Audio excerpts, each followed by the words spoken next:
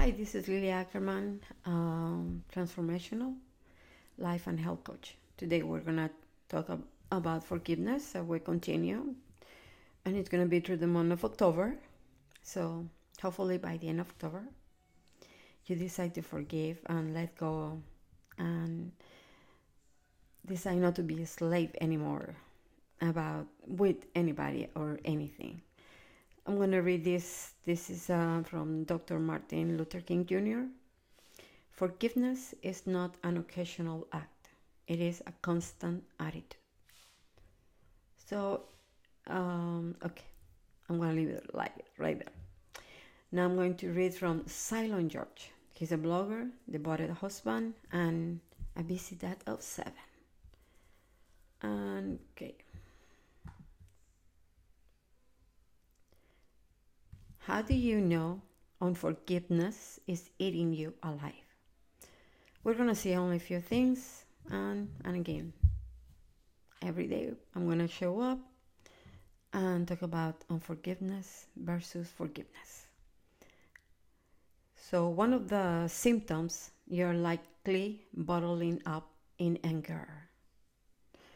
Anger because the person who did something to you is not coming to apologize, is not coming to talk to you, is not accepting what they did, and another numerous things that but then your thinking is in your mind constantly, and that's when you get angry because you don't get what you want.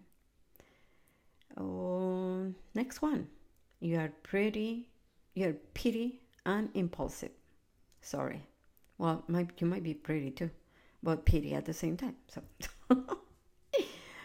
you are petty and impulsive.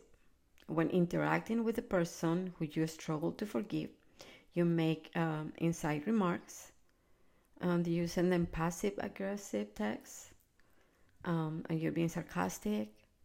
Because when there is no peace and you're looking for something, and the person is in front of you or in the phone or in contact, especially when it's your family, you're gonna see them all the time. It doesn't matter if it's once a year.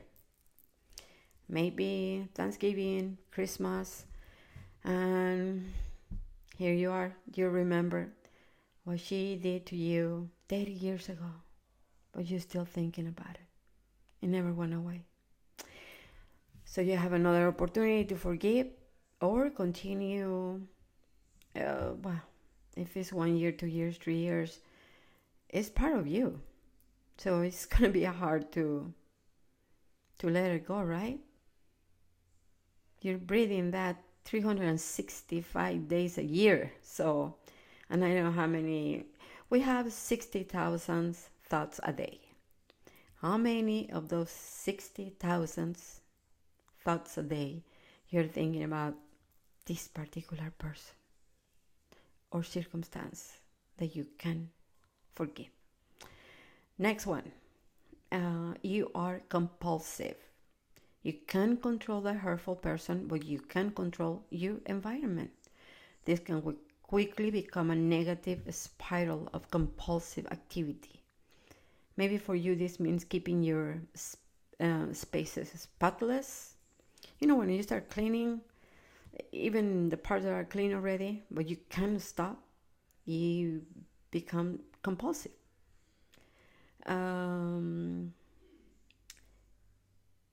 Checking social media repeatedly. Let's see. Or making unnecessary purchases. Go to the store because you don't feel good, right? So you try to cope with the exterior stuff. The fight is inside, and it's with yourself. It's not even with the other person anymore. It's with yourself, because that person, normally this happens. They don't know what they did to you, because what is wrong to you might not be wrong for them. And we can go on and on this one, or we're going to expand a little bit more later about that. Or maybe involved in comfort eating. You start eating things that you shouldn't. Again, It takes to be brave and courage to look inside for the answer. So let's find the answer outside. Let's eat, let's go shopping, let's get obsessive cleaning. So, which one is yours? The reason I decided to talk about unforgiveness is because part of this war, we're living in angry, and people are angry, because whatever it can be. Okay, because of the mom, the father, because they don't have what they want, because they born what they shouldn't born, or I mean, anything. And it's because the ego is in the middle. Do you ever thought what the ego means? Go. Me, go. It has to go. But we make it to something very super personal. And that's what it's hard to let go. And so I'm thinking, honestly, let's go to the root of the problem in our universe. Anger, unforgiveness brings anger. Anger brings resentment. Resentment is toxic. And constantly thinking, talking about it. It creates this chemistry in our body that is, we end with numerous illness, which is another part of unforgiveness we're going to touch later. So it doesn't matter where it's coming from. So if you forgive, you're going to be a happier person. You're going to be at peace. So coming from peace, from the space of peace, coming from the space of love, coming from the space of let go, you're going to be happy. Happy. You're going to be made happier persons that are around you. If you, the unforgiveness issue that you have is with somebody in your family, so you don't let your kids, don't talk with the father because whatever he did. Don't talk to the sister because what she did. Don't talk to auntie something because what she did. So we start getting, people getting alienating with us. So it's not enough that I don't forgive, but I need some part of my family, friends, to be with me in this hate. That's why I decided to talk about forgiveness. The more you practice, the more you get better. For those are Christians, I'm going to read Matthew 18, 23 to 35. This is very cool.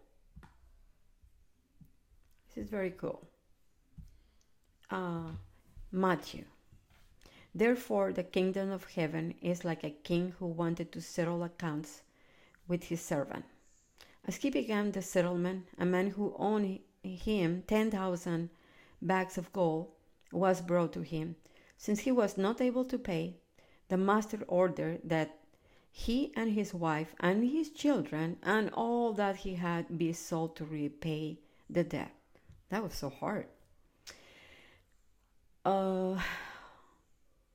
At this the servant fell on his knees before him.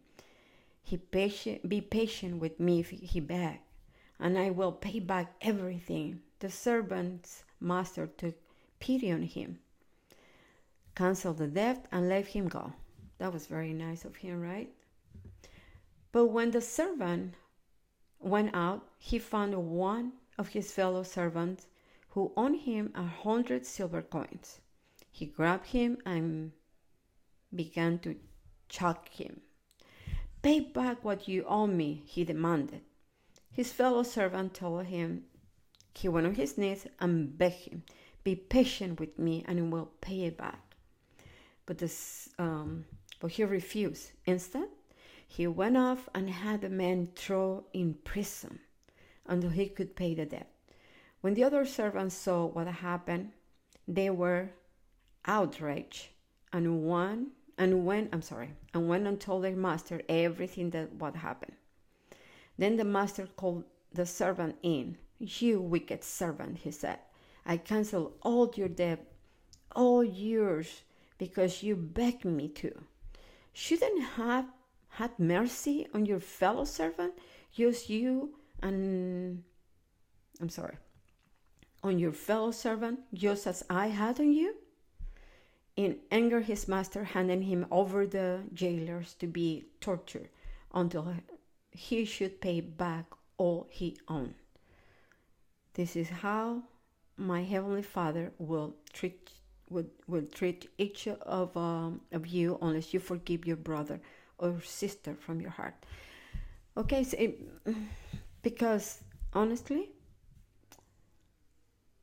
everything what people did to us is very wrong. But when we do to people, we excuse ourselves and justify why we did that we did to others. We justify our attitude. But then when we go to pray and say, "God, please forgive me for..." So we're asking for forgiveness, actually. But we can't forgive the other people. It doesn't matter how small thing they did to us or how big it is. We are in the same boat.